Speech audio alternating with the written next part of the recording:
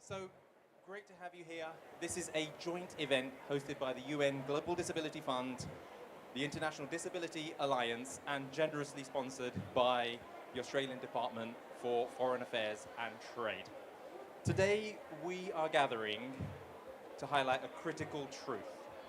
Climate action cannot be effective, equitable, or resilient unless it is inclusive of persons with disability. This session marks an important milestone as we launch the Global Disability Fund DFAT partnership on inclusive climate action in the Pacific, a multi-year collaboration designed to pilot disability-responsive climate finance and elevate OPD-led innovation in adaptation and resilience. Our discussion today is grounded in growing evidence that while progress is being made, persons with disability remain significantly underrepresented in climate policy, systems, and finance. Closing that gap is urgent. Through this event, we aim to spotlight that evidence, explore what truly inclusive design looks like, and mobilize deeper partnerships between OPDs, government, multilateral funds, and donors.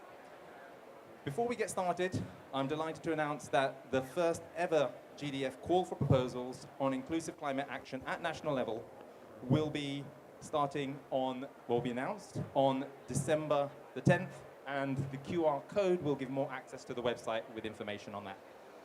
So my name's Dija Deja. I work with the Global Disability Fund, and it's a pleasure to be here. We are going to have 8 speakers sharing their views, their perspectives on inclusive disability design around climate policy and systems. I'll invite each of the speakers here to share their remarks, and hopefully we'll have a brief amount of time for Q&A, or you'll be able to catch up with the speakers after. But before we begin, some welcoming remarks from the Executive Director from the UN Global Disability Fund, Ola Abu Abdul Haib. Trudy, we can play the video.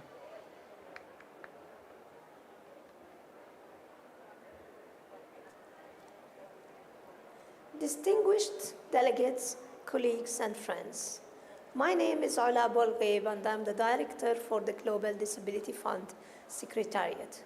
We're very honored to have you with us today because your presence is a testimony that you are interested, caring, and want to engage around climate action and disability. In the name of the Global Disability Fund, I want to say that we are very grateful to the partnership and strategic engagement with the Government of Australia, not just to hold this event, but in terms of supporting global action when it comes to making sure that climate change affected contexts are responsive to the rights and needs of persons with disabilities. The Global Disability Fund is the only funding mechanism that supports countries around disability inclusion more broadly. However, the last few years, we started to see more and more increased response from our programs to climate change that is affecting persons with disabilities. That's why I am very pleased to announce that our newly adopted strategy have looked at how do we support countries systematically to ensure that preparedness, response, and recovery are inclusive to persons with disabilities when it comes to climate change. Unfortunately, we know that realities on the ground are still far away from what we want to see.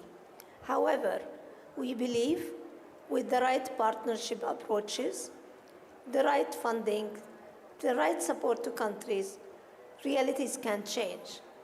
And today's discussion is one part of what and how we can do that together to make sure in the coming years we're changing this reality.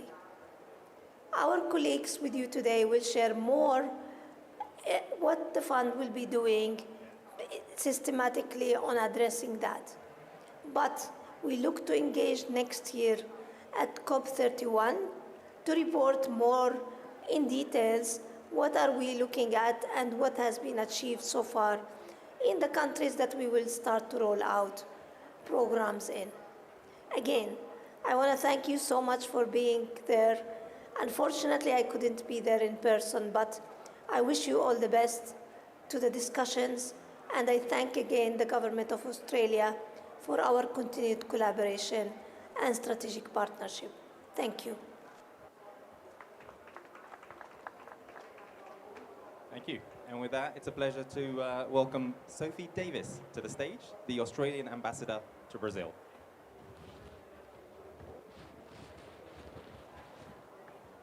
Good morning. Morning, morning. Thank you, morning, Dean. Sophie. So question for you to open the discussion. Could you share how Australia is weaving climate ambition and social inclusion together in its global climate diplomacy? And what do you see as the most powerful examples of that leadership so far? Yes, can you hear me? Is this okay? Okay, I'll go from there. No, thank you. Thank you very much for the question, Dee. And I'm very honoured to be representing our Ambassador for Climate Change, Will Nankervis, who was called away at the last minute. But this is a really important topic, and I'm really happy to be delivering our response. So thank you to the Global Disability Fund and the International Disability Alliance for convening this event. I'm proud to be opening Australia's first disability-focused session at a COP. The timing is no coincidence. We're gathering at a moment of growing global recognition that climate action must be inclusive and that disability inclusion is essential to resilience. The climate crisis is accelerating. Across the Pacific, rising seas, intensifying cyclones, droughts, and saltwater intrusion are threatening lives, infrastructure, and essential services. Climate-related disasters are disrupting education, health, energy, water, and transport systems, with outer islands facing the steepest recovery costs. People with disability, approximately 16% of the global population, are among those most impacted by its effects. Climate-related disasters amplify existing inequalities and introduce new barriers for people with disability. During disaster events, people with disability are up to 4 times more likely to be injured or die and are more at risk of being left behind during evacuations. That's why measures to adapt and build resilience to climate impacts that include people with disability on an equal basis are urgently needed. Australia's International Disability Equity and Rights Strategy, launched last year, reaffirms our commitment to supporting equity and humanitarian assistance and climate action. The strategy, shaped by people with disability, is focused on removing barriers and creating opportunities for full and equitable participation. This includes amplifying the voices of people with disability in all areas of climate action, from mitigation and adaptation to disaster risk reduction, preparedness, response, and recovery. And we are backing these commitments with action. Australia is scaling up core funding for organisations of people with disability, including the International Disability Alliance, who play a crucial role in ensuring that climate policies and initiatives are inclusive and accessible. We're also scaling up access to assistive technology, a vital precondition for inclusion, including as part of humanitarian disaster response. And today, as Dee has also mentioned, I am proud to announce that with the support of the Australian Government, the Global Disability Fund is launching a dedicated funding round for organisations of people with disability in the Pacific to lead inclusive climate action. This initiative, which forms part of a partnership with GDF to embed disability inclusion in climate action across Indo-Pacific, will support OPDs to co-design and implement solutions across areas such as early warning systems, resilient infrastructure, nature-based solutions, and inclusive climate finance. It's about strengthening OPD's leadership, building capacity, and ensuring that disability-inclusive resilience is embedded in national climate strategies. Australia is committed to ensuring that climate solutions are not only effective, but equitable, and that people with disability are recognised as leaders, innovators, and partners in building resilience. By working with partners like the IDA and the GDF, we are delivering on these ambitions. Climate change is reshaping our world, particularly in our region, where climate risks are intensifying and the need for inclusive resilience is even stronger. Thank you. Thank you so much, Sophie. Thank you for Australia's leadership, and thanks for stepping in and hosting us today. Lovely. Next, I'd like to invite Mr. Hemant Mandal, the Regional Director for Asia Pacific region from the Green Climate Fund. And with Hemant, we're going to talk about strategic partnerships for inclusive climate financing. So Hemant, could you reflect on how the Green Climate Fund envisions embedding disability inclusion more deeply across its climate finance portfolio? What partnerships or actions are most critical to ensure that climate investments truly reach and empower persons with disability? And finally, how do you see the role of the Global Disability Fund in supporting the Green Climate Fund's work on disability inclusion? Thanks, Will. Can you hear me? Well, thanks, Will. And that's 3 questions rolled into one, so it might take me a bit of time to get to it. But, well, Your Excellency Davies, distinguished panelists, and colleagues and friends, it's a privilege to join you for this critical launch. The world, and frankly the Pacific as well, stands on the front lines of the climate crisis. This conversation reminds us that our response must be built on the foundation of inclusion and equity. The climate crisis is a common concern of humankind, and its impacts fall hardest on the most vulnerable. Today's dialogue and the launch of the DFAT GDF partnership is a timely and powerful call to action. It reminds us that respecting, promoting, and integrating the rights of persons with disabilities is not an optional add-on, but a fundamental principle of effective and just climate action and finance. We know that persons with disabilities are 2 to 4 times more likely to die or be injured in climate emergencies, including heat waves, hurricanes, and floods. Climate change amplifies the marginalization experienced by persons with disabilities, negatively affecting health, reducing access to healthcare services, food, water, etc. A year ago at UNGA, GCF's executive director set out GCF's 50 by 30 vision, which is not just about having $50 billion in climate finance under management by 2030, but about the impact of that $50 billion. She set out the case to ensure that the focus of GCF's investment should be the most vulnerable. With more than 90% of all recorded disasters climate-related, not engaging the 1 billion people around the world with some form of disability is a wasted opportunity.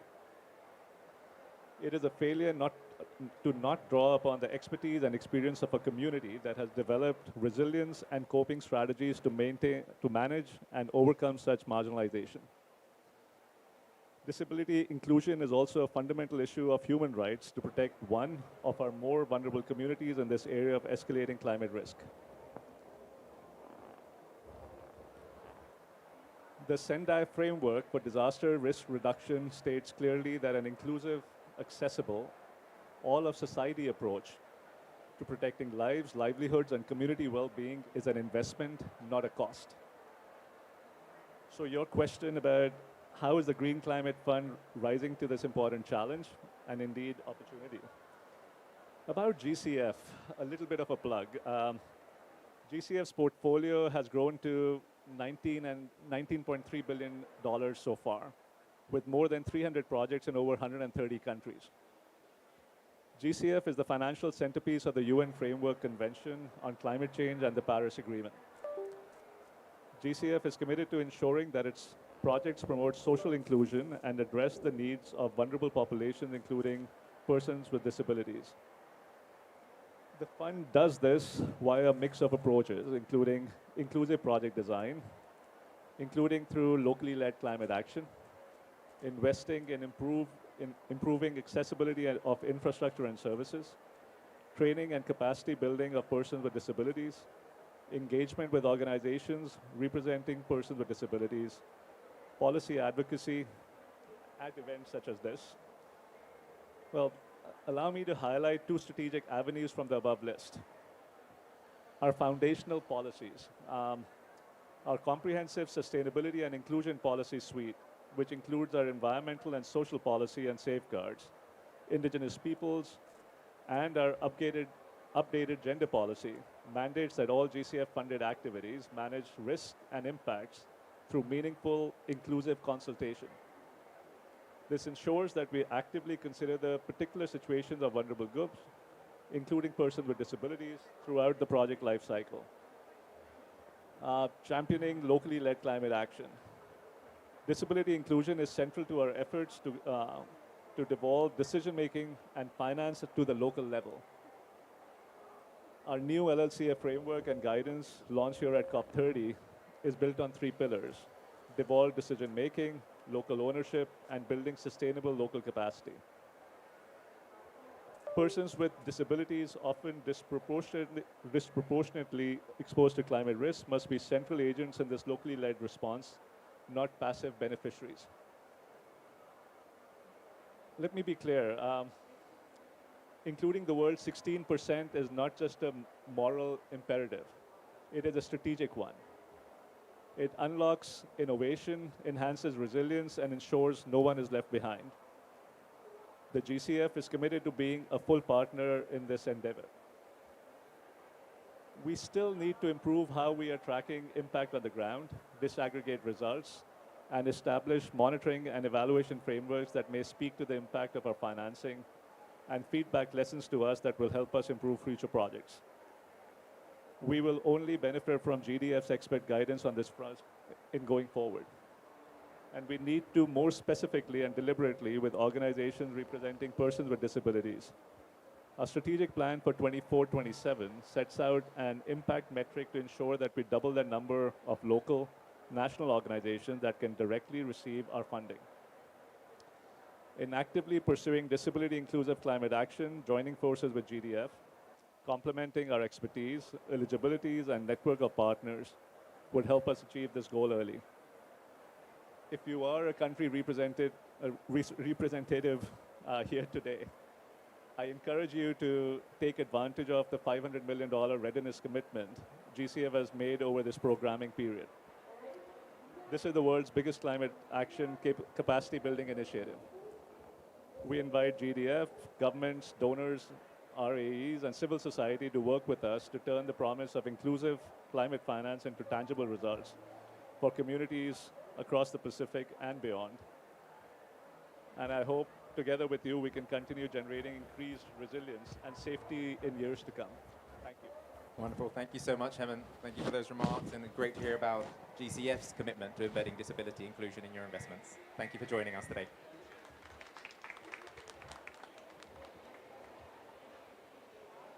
Let me welcome Gordon Rattray to the stage, Climate and Humanitarian Senior Advisor at the International Disability Alliance. With Gordon, we'll be talking about disability inclusion and national climate policies. Hi, Gordon. So, Gordon, two questions for you. Firstly, can you share a few examples of mechanisms that enable OPDs to participate meaningfully in national climate policy development and monitoring? And secondly, how can governments translate high-level commitments on disability inclusion into concrete implementation measures across climate-sensitive areas like WASH, resilient infrastructure, transport, and early warning systems? Great. Thank you very much. Can I start by giving a few numbers just to lay the context? In 2022, we knew that 37 parties, 37 out of 195 parties to the Paris Convention had mentioned disability in their national climate policies. Evidence has just come last week, a new report has just been launched last week, that this number has increased to 54. So there is an increase in the number of countries who are mentioning disability in their NDCs. It sounds positive, but this needs to be rapidly increased. One mention is not enough. People with disabilities must be mentioned throughout the NDCs, so it's not just a case of having 195 references, there must be many, many more. As the previous speakers have mentioned, persons with disabilities are greatly excluded, not just in the actions, but also in the policies. We need to improve the policies. And then to answer your questions of how this can be done, some examples: persons with disabilities through their organizations, through their representative organizations, which are called OPDs, Organizations of Persons with Disabilities, can be formally included in climate governance plans, in disaster risk management plans, and adaptation committees. They can lead gathering of data, and they can be involved in early warning system development and testing. But for this to happen, there must be accessibility in place. For example, here we have a ramp, but we don't have sign interpretation, and we don't have a simple plain language for people who need that. So we must make sure that people can access this information in the same degree as everybody else. And maybe lastly, we must have formal partnerships. So those who are leading the process must make partnerships with organizations of persons with disabilities that are equal, and make sure that these organizations are equal partners and sustainable. They're working every day, they're working on other topics, and they must be given the resources to ensure that they can participate on an equal basis with others. Lovely. Thank you so much, Gordon, for those remarks. And Gordon, we may invite you up a little later to share a few more remarks after we've had a few more speakers come to the stage. Thank you very much. Moving on next, Mahbub Kabir. Pleasure to welcome you to the stage from CBM, Advocacy and Inclusion Advisory Manager. Thanks, Devin. So 2 questions for you also, as we try and pack as much as we can into this session.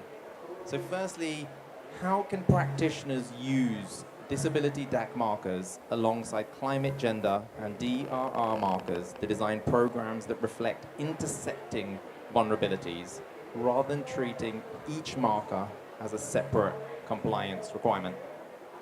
Secondly, what are the main barriers agencies face when trying to apply disability, gender, climate, and DRR markers coherently? And what practical steps could address these challenges?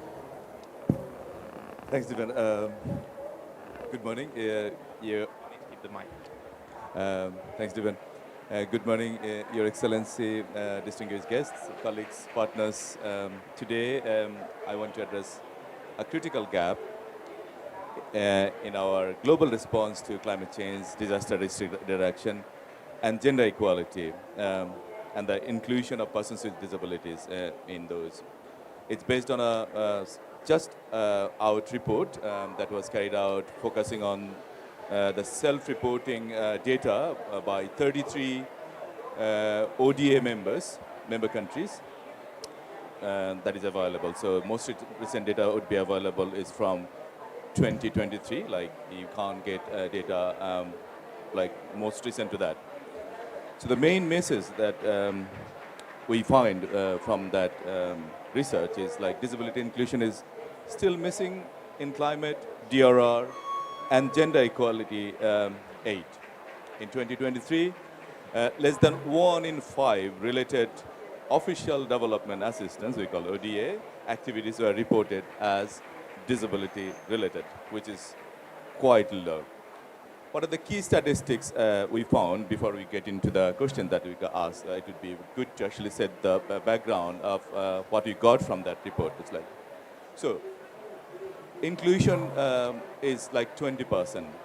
In 2023, fewer than 20% of climate, DRR, and gender equality related OD activities were reported as disability related, of which adaptation had 16%, mitigation had 19%, desertification had 17%, DRR had 17%, and gender equality had 17%. Now, if we look at the focused activities, which is even lower, when we try to zoom in on activities where climate, DRR, or gender equality was the main objective, inclusion drops further. Gender equality focused activities went a bit high, 22%. Adaptation focus went below down, which is 11% now. Mitigation focused activities were only 7%. DRR focused activities were further below, 9%. Desertification focused were 15%. So now, if we look at the disability-focused projects, they were very rare. only around 1 in 100, I repeat, 1 in 100, which is like 1% of adaptation, mitigation, DRR, or gender equality related OD activities had disability inclusion as their main objective. So let's look at the specific data that we found. Adaptation were like 0.6%, mitigation 0.8%, DRR just 1%, gender equality 1.1%, desertification 2.5%.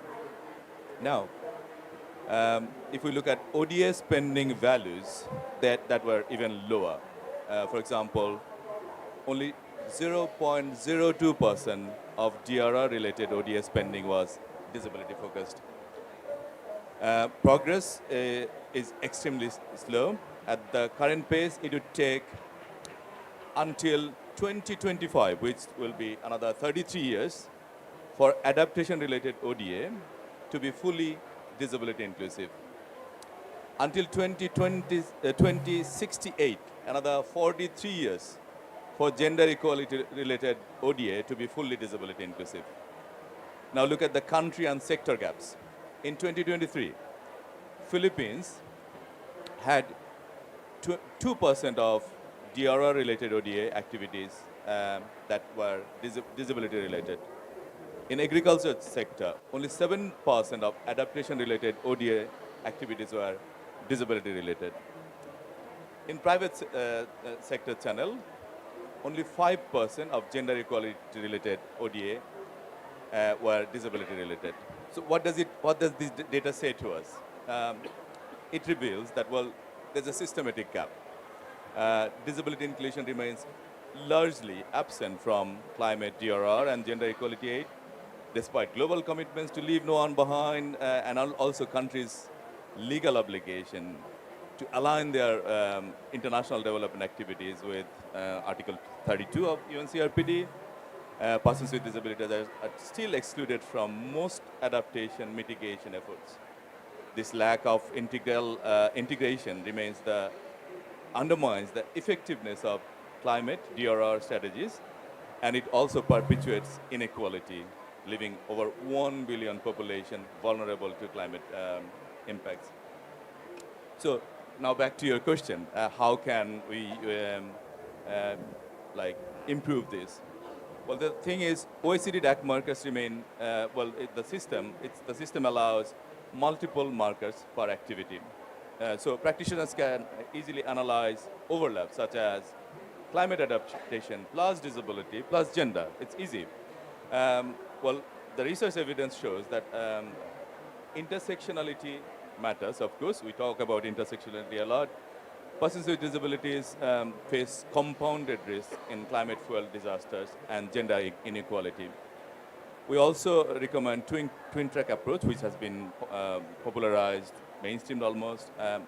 If we recommend that, mainstream disability inclusion in all climate, DRR, and gender programs. So that's marker score 1. Add disability-focused activities, which is marker score 2, to address specific barriers. So in terms of practical use, when designing programs, check marker overlaps to ensure disability is integrated into climate, gender strategies, and not siloed. Use markers as planning tool, not just reporting tool. For example, if projects score 2 on gender, ask how disability inclusion will be embedded. The 1 in 5 is not enough. Research cautions that findings highlight that the current projects treat disability as an add-on. To avoid this, practitioners should design for multiple markers from start, guided by, of course, UNCRPD Article 2. Am I over the time? I can go ahead. So your question related to the main barriers agencies face when trying to apply disability, gender, and climate and DRR markers coherently, and what practical steps we could address to tackle these challenges. So barriers identified in the text, like that we found, that there are inconsistencies in self-reporting. The governments generally interpret marker criteria differently. Some over-report, and some underreport. There are data gaps. Many multilateral agencies don't use disability marker. Private sector channels lack transparency. There are limitations in marker. So current definitions don't fully align with CRPD. For example, projects can score without involving OPDs, which is something Gordon has just mentioned. There are fragmentations, markers often applied in isolation, in silos, not as part of an integrated design process.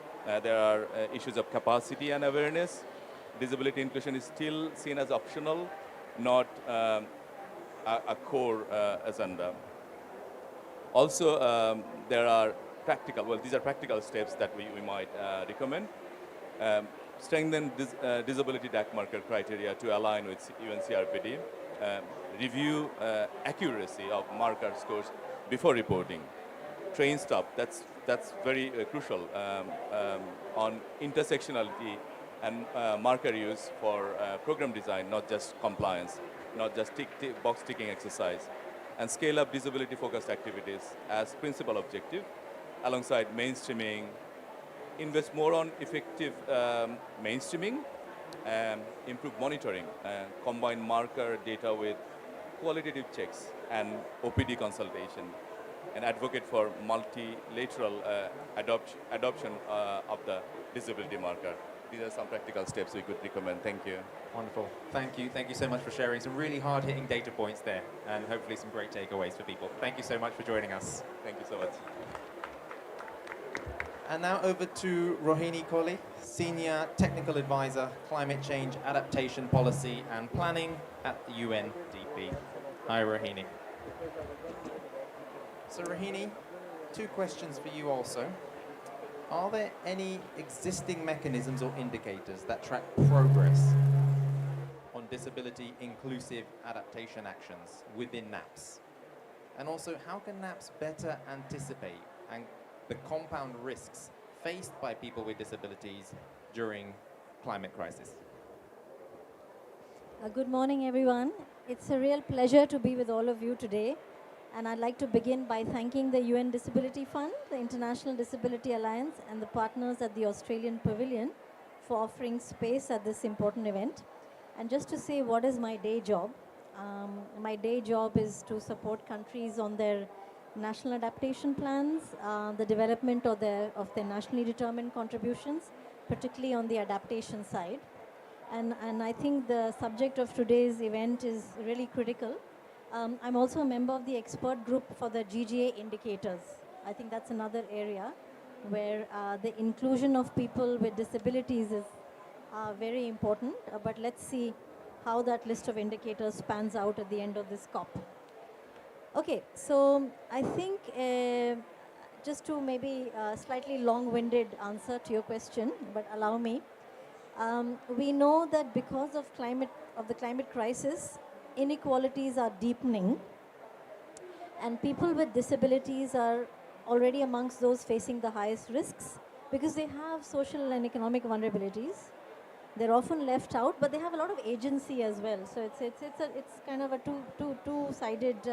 It's important to look at both sides.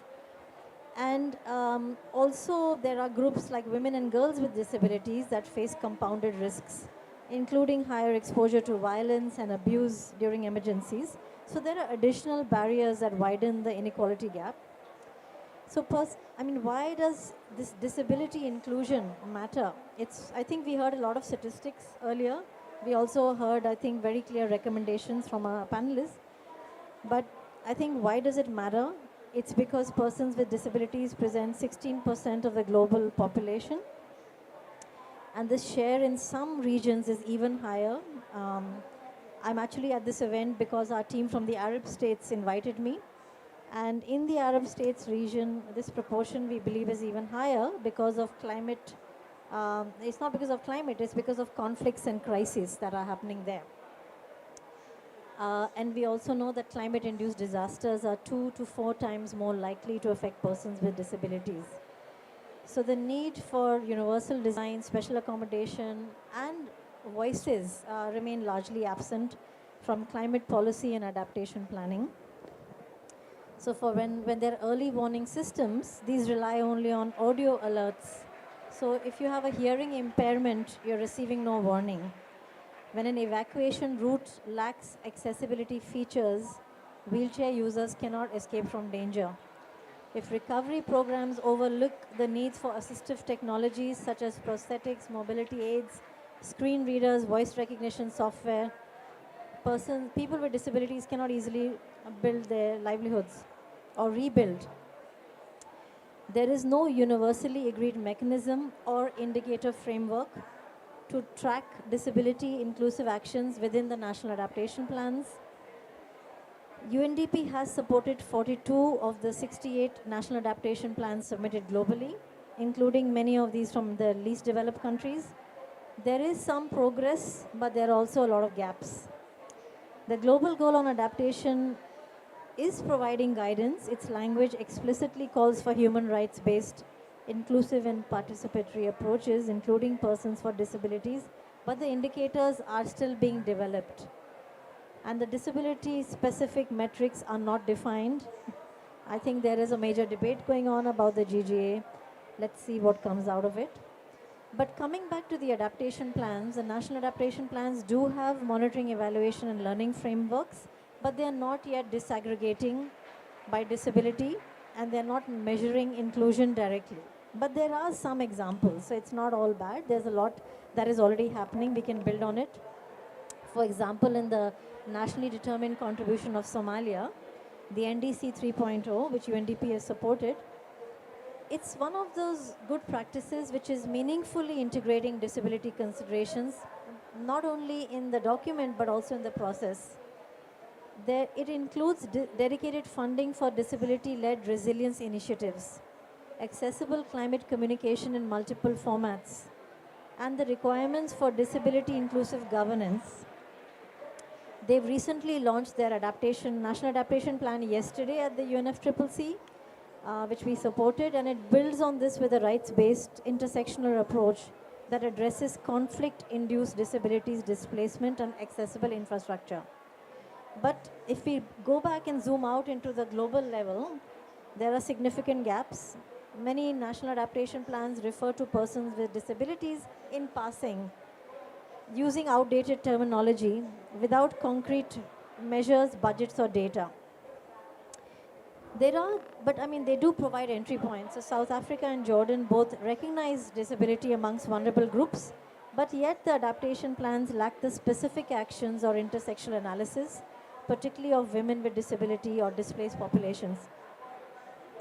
So I think in order to kind of make this more systematic, UNDP has joined up with the ILO and the OHCHR, and is currently implementing the Climate Change, Disability Inclusion and Intersectionality Multi-Country Program in Jordan, Somalia, and South Africa, which is funded by the Global Disability Fund. And it's actually doing a couple of things. It's looking at capacity building for organizations for persons with disabilities, to enhance understanding and raise awareness. It's also doing advocacy and to promote inclusive policies, and then to really facilitate the participation of persons with disabilities in decision-making processes. So not speaking for them, but really making sure that they're on the table in line with the standards of the UN Convention on the Rights of Persons with Disabilities. So there is also, as one of the outcomes, to have a little bit longer term applicability, there is a global guidance note on disability inclusive climate action. It's designed to move from principles to implementation and includes looking at a part on the legal and policy foundation, looking at the linkages between this convention on the rights of persons with disabilities and how you link it with climate and environmental agreements and just transition. So the conversations here, how are they connected to that convention? The second part is looking at assessing how the disproportionate impacts that persons with disabilities face. So how climate change exacerbates vulnerabilities, including in areas such as loss and damage, health and food security, housing, access to water and sanitation, triggering mobility and forced displacement. So really in the social and economic development sectors.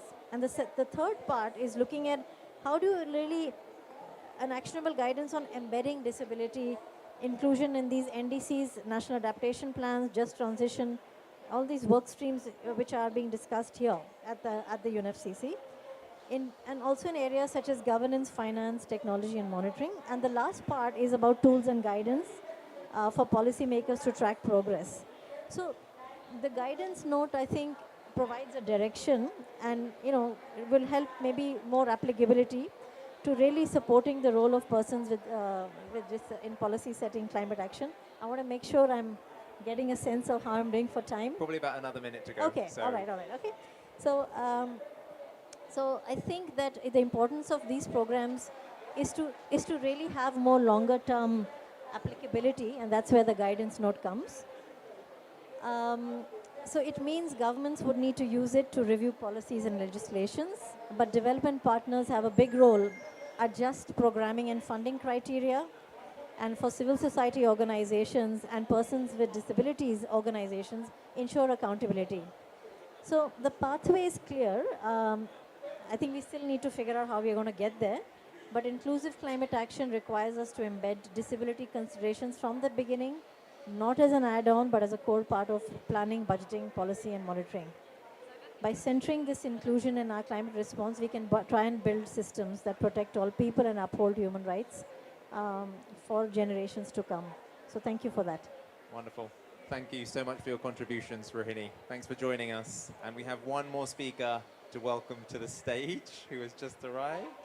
So very pleased to welcome Shitaya Astawez, the Director for Advocacy and Communication at the African Disability Forum.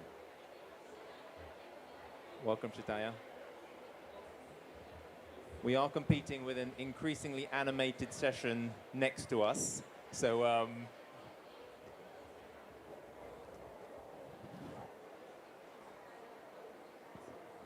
no problem at all. You'll need to keep the mic close to your mouth. I've got two questions for you, Shitaya. We've got about 4 or 5 minutes before we end the session, but really pleased you could join us. Thank you for that. So I'll mention the two questions. What adjustments to climate finance instruments, such as grants, concessional loans, blended finance, or results-based financing, would make them more accessible and beneficial for persons with disabilities and OPDs? Secondly, what institutional capabilities or governance arrangements are needed to ensure that disability-inclusive approaches are systematically applied across climate investment cycles rather than addressed as one-off project add-ons? Over to you. Okay, thank you. You hear me? Yes, yeah. Thank you. Yeah, this is Shitaya from Ethiopia. I work for African Disability Forum, which is a regional representative voice of persons with disabilities in the Africa region. So as mentioned, I am the director also for advocacy and communication. Yeah, as to this question, maybe so far in my involvement in climate finance, our learning is like the allocation for the issue of disability and persons with disabilities are very, very negligent, almost except to zero. But now to improve the situation, we need like to use such instruments like working very close to regional and national organizations of persons with disabilities, because they are the expert, and they know where the people with disabilities are within their own constituents. So this is then about collaboration, networking, and also making things out of the box, a little bit of courage to really access people with disabilities, because we are like disproportionately impacted by this situation. And people with disabilities now facing, particularly in our region, and to be very specific, in sub-Saharan Africa, people with disabilities are affected. Their health is highly impacted by heat and also such climate-related disasters like the cyclone, flood as we saw recently in Kenya, Malawi, and also, Madagascar. So people are affected. Their livelihood is also permanently affected. So for those situations, if we go business as usual, we might not address the need of people with disabilities. And also when we said people with disabilities, we are not one and the same. It is about not one size fit all. There is diversification within the group itself as well. So I want also now, using this opportunity to amplify the situation of women and girls with disabilities, also families and mothers of children with disabilities, and also children with disabilities themselves. So in most of the states within the Africa context, we don't have as such a reliable social protection or social protection scheme. So climate finance should address those people, but as an instrument, we should use networking, collaboration, and also, as I mentioned, like establishing an accessible financial system to people with disabilities. That is one, because, for instance, collateral might not work for most of us, because most people with disabilities might not have even permanent address within their localities. So that is one. For the next, it is, what we advocate is for system change. Then to do that change, to bring about that change, we have to follow such strategies as, I don't know where we need that system, but for both civil society and also government, we need to go we need to work on changing the narrative, as we said it, that is changing perspective and attitude. Also, we need to work on changing the built environment for accessibility. That might go from transport, building, to other services as well, such as health, education, and other facilities within the community. Then, if we also wish to make